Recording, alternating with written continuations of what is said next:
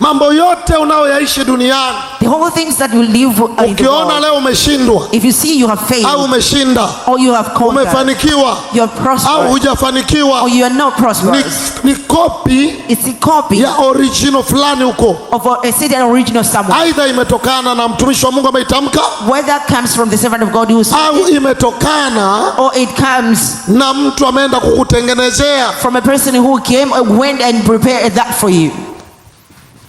Kuna wataalamu wa ulimwengu wa roho, They are skillful people of the realm of the spirit. wanakaa They see, wanatengeneza silaha, they prepare weapons, wanatengeneza mambo, they prepare things, alafu wanasema hili litamtokea huyu, and then they say this one will hili come to litaenda kwa this, huyu, and this one will go to na hili that, litamuua huyu. and this one will kill that one. Nimekuja kusema I've come to say wiki hii this week, mambo yote yaliyofanyika all the things which you leo, have done, nakupa original copy ya kwako. today I give you an original copy.